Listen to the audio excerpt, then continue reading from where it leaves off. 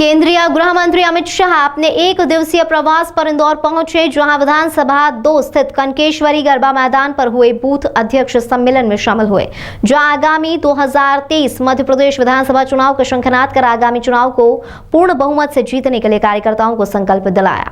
दरअसल केंद्रीय गृह मंत्री अमित शाह रविवार को इंदौर पहुंचे थे, जहां बूथ स्तर अध्यक्ष और कार्यकर्ताओं को संबोधित किया गया। इस दौरान केंद्रीय गृह मंत्री ने कार्यकर्ताओं को जोश भरने वाले संबोधन दिए और मौजूद हजारों कार्यकर्ता मोदी मोदी के नारों से पूरी सभा गुंजायमान कर दी। केंद्रीय गृह मंत्री अमित शाह ने केंद्र और राज्य की डबल इंजन सरकार द्वारा किए गए विकास कार्य की जानकारी देते हुए कहा कि कभी मध्य प्रदेश बीमार राज्य हुआ करता था, लेकिन मुख्यमंत्री शिवराज सिंह चौहान के नेतृत्व में बीमार राज्य से विकसित राज्य बनाया। इस दौरान मौजूद हजारों कार्यकर्ताओं को आगामी विधानसभा चुनाव की जीत का मूल मंत्र देते हुए उन्होंने कहा कि भाजपा को चुनाव कभी भी मंच पर बैठे नेता नहीं जिता सकते हैं। भाजपा नेताओं को चुनाव जीता सकते हैं तो वह भाजपा के कार्यकर्ता हैं। वहीं गृह मंत्री अमित शाह ने मध्य प्रदेश की कांग्रेस की 15 महीने की सरकार को लेकर बड़ा बयान दिया। उन्होंने कमलनाथ को बताया करप्शन नाथ, तो वहीं दिग्विजय सिंह को मिस्टर भंटाढार के नाम से संबोधित करते हुए 15 महीनों में केवल ट्रांसफर उद्योग ही संचालित किया गया था। गृह मंत्री ने कहा कि आज देश में प्रधानमंत्री विश्व में कहीं भी जाते हैं तो वहां मोदी मोदी के नारे लगते हैं। यह नारे मोदी के लिए नहीं और ना ही भारतीय जनता पार्टी के लिए लगते हैं। यह नारे देश के 130 करोड़ जनता द्वारा चुने गए नेतृत्व को लेकर लगते हैं। वहीं आगामी 2024 चुनाव को लेकर उन्होंने कहा कि पिछली बार 29 में से 28 सीट जीतकर प्रचंड बहुमत से भाजपा को विजय दिलाई थी। एक बार फिर 29 सीटें भाजपा को दिलाने की बात उन्होंने कही है। मध्य प्रदेश भारतीय जनता पार्टी के अध्यक्ष मेरे मित्र 1.2 करोड़ परिवारों प्रति व्यक्ति प्रति माह 5 किलो अनाज भारतीय जनता पार्टी के नेता नरेंद्र मोदी जी पहुंचा रहे हैं और शिवराज जी उसको घर तक पहुंचाने का काम करें। 11 लाख बहनों को उज्ज्वला का घर दिया, 53 लाख गरीबों को प्रधानमंत्री आवास योजना का आवास दिया और डीबीटी के माध्यम से 2.25 लाख करोड़ उनके घर में पहुंचा है। मित्रों, ढेर सारे काम, मगर सबसे बड़ा काम मोदी जी ने 9 साल में किया है ना, तो मैं आपको पूछना चाहता हूं मालवा वालों, सबको कोरोना का वैक्सीन मिल गया है या नहीं मिल गया है? अरे ईश्वर बताओ भाई, मिला है या नहीं मिला है? दोनों टीके लगे हैं ना? किसी को 25 पैसा देना पड़ा है क्या? शिवराज जी ने और मोदी जी ने कॉफी पिलाकर वैक्सीन लगाया ना। 130 करोड़ लोगों को मुफ्त में वैक्सीन लगाकर मोदी जी ने भारत को कोरोना से बचाने का काम किया है।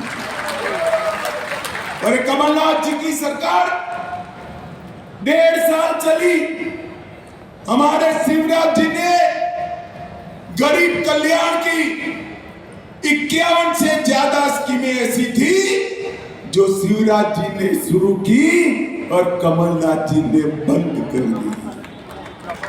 भला पूछिएगा, आए तो कभी आते नहीं है, वैसे तो आए तो पूछना कि हमारी योजनाएं क्यों बंद कर दी थी। मैं बताऊं क्यों बंद कर दी थी? अरे सुनना है, योजनाओं का पैसा, गरीबों का पैसा, बड़े बड़े कामों के टेंडर निकलवाकर कॉन्ट्रैक्टर से कमीशन खाने के लिए गरीबों की योजनाओं को बंद कर दिया था। 18,000 से ज्यादा ट्रांसफर क्लास 1 ऑफिसर के 1.5 साल के अंदर किए गए।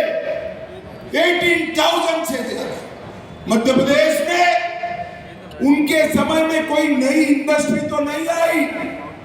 जो कोई इंडस्ट्री आई मोदी जी और शिवराज जी लाए, वो एक भी नहीं लाए, मगर इन्होंने एक इंडस्ट्री चालू कर दी, ट्रांसफर इंडस्ट्री जरूर चालू कर दी, उनके दलालों को कहकर इनके घर भरने का काम किया। पूरे मध्य प्रदेश के अंदर श्रीमान बंटाधार का शासन याद कराने का अनुभव केवल और केवल 1.5 साल के अंदर करा दिया।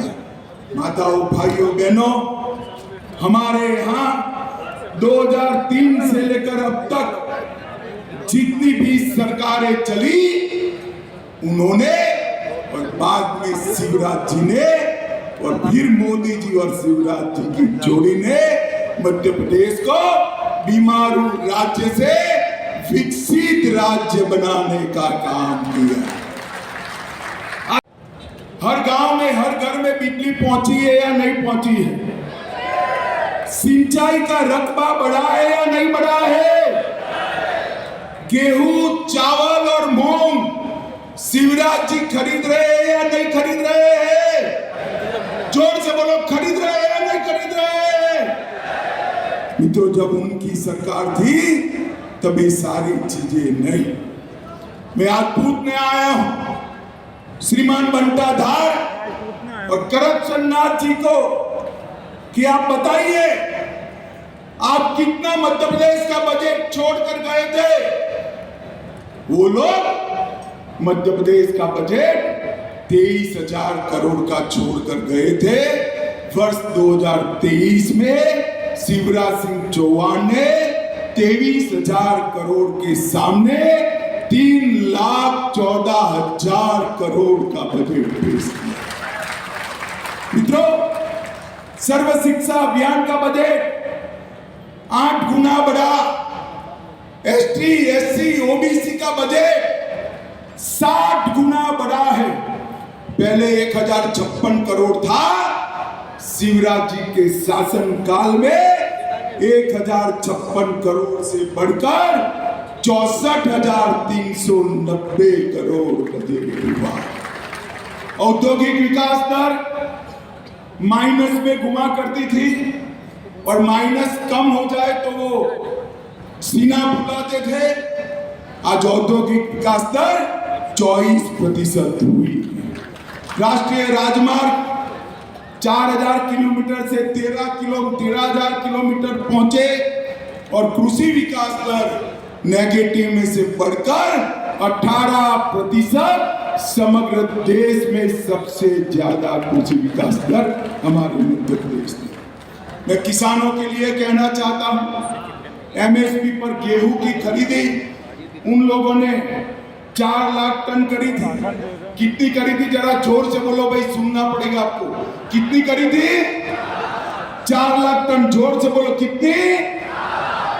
शिवराज सरकार ने गत वर्ष में 4 लाख टन की जगह 70 लाख मेट्रिक टन खरीदने का धान उनका 95 लाख 95,000 मेट्रिक टन खरीदते थे।